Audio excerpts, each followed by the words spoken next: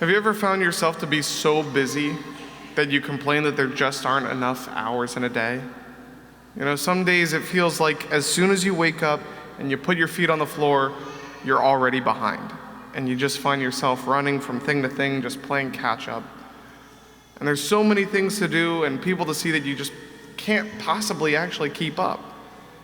And so you have to make some hard decisions throughout your day about what gets your immediate attention and what's going to have to wait till later. And as we all know, later never actually comes, right? And for many people, sadly, the first thing that gets pushed till later is prayer. And we try to justify it. We say things like, God knows how busy I am right now. Or, this thing that I'm working on just has to get done first. The sad reality is that we have so little free time in a day, and the work that we have to do is so tiring sometimes that we just want to relax when we get a moment. Just take a break. But imagine what God could do if we made that sacrifice and gave him what little we actually have. That's what happened in the gospel today.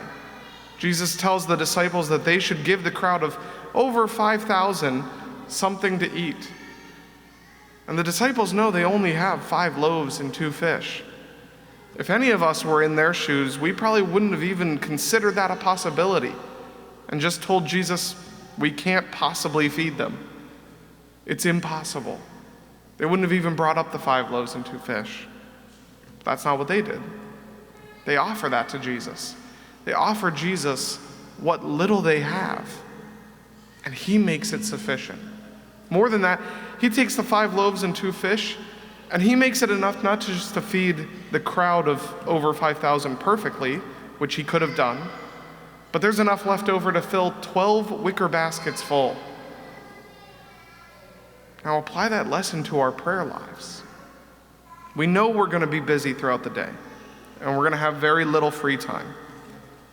But imagine if instead of prayer being the first thing cut, we take what little time we have and we give it to God instead.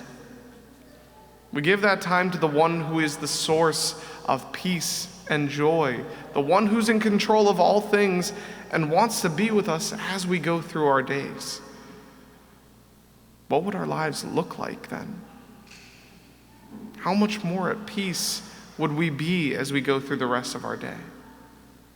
How much more energy would we be able to give the people that we meet when we're able to rely not just on ourselves and our own strengths? All of that is possible when we stop looking at prayer and our relationship with God as something we do in our spare time when we have a moment.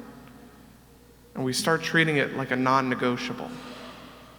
It has to become as essential to us as breathing, which means instead of trying to find moments in our day where we can fit it in, we have to carve out time for prayer. A time that we can dedicate to God every single day that is so sacred when people ask to meet during that time or they need you to do something during it, you can look at them and you can tell them, sorry, I'm busy then. I've already got something scheduled.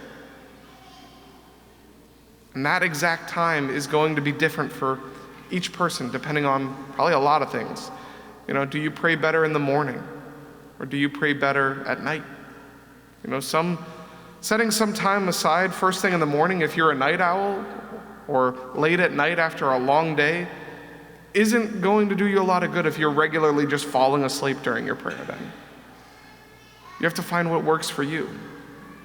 Maybe you also need to pair it with finding a place where you can focus on prayer.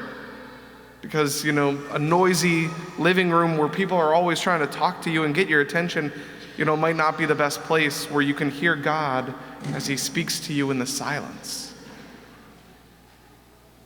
But no matter where and when you pray, the best God will work with whatever you give him.